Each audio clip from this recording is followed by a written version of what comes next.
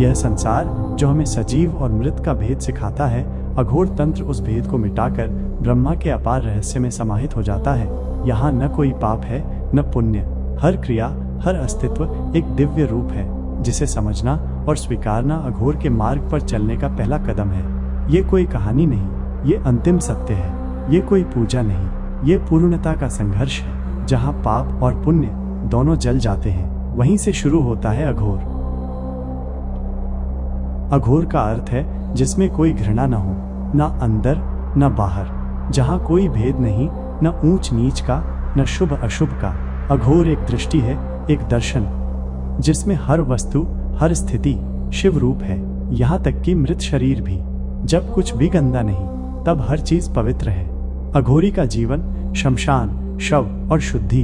अघोरी किसी संप्रदाय का नाम नहीं, ये एक तपस्या है जिसमें साधक अपने डर से मित्रता करता है। शमशान जहाँ लोग रोना छोड़ देते हैं, वही उनका मंदिर है। शव जिसे सब छोड़ देते हैं, वही उनका आसन है।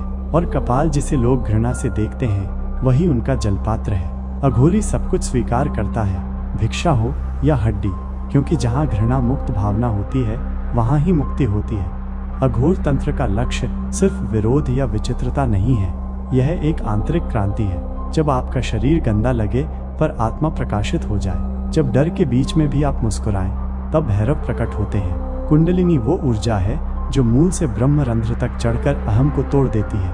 और जब मैं मिट जाता है, तब बचा क्या, केवल शिव। मुक्ति का पथ जब तुम स्वयं शिव बन जाते हो।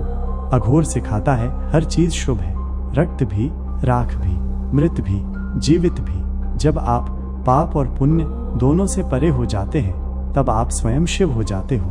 अघोर कोई धर्म नहीं, अघोर एक स्थिति है जहाँ अंदर का अंधेरा भी रोशन हो जाता है और उस रोशनी में सब कुछ एक जैसा लगता है।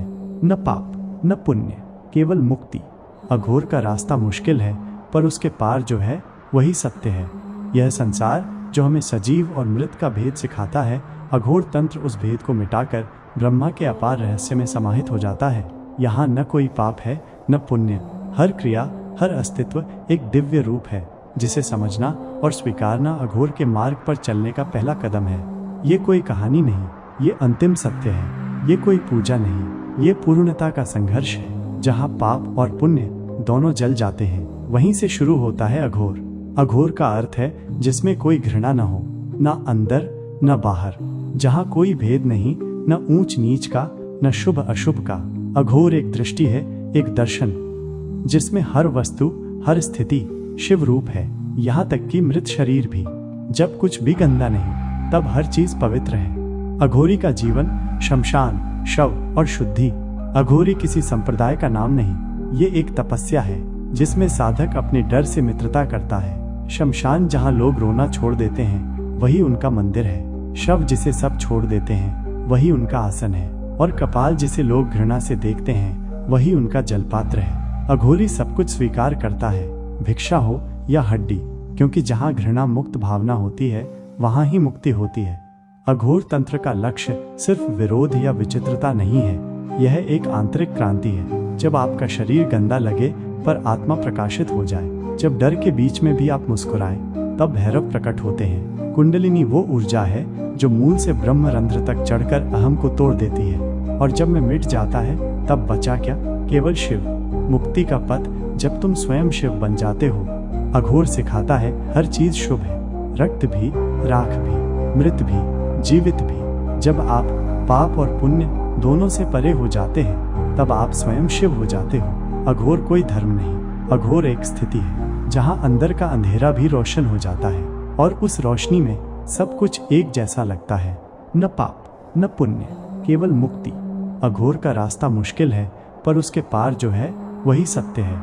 जब तक हम जीवन और मृत्यु, पुण्य और पाप के भेद में बंधे रहते हैं, तब तक हम अघोर के असली मार्ग से अपरिचित होते हैं। पर जब हम सबको एक रूप, एक शक्ति, एक दिव्यता के रूप में देख पाते हैं, तभी हम अघोर के सत्य को समझ पाते हैं। और यही है अघोर तंत्र, जहाँ हर रूप, हर स्थिति और हर क्षण शुद्ध है, क्योंकि सब कुछ उसी एक अद्वितीय ब्रह्म का हिस्सा है।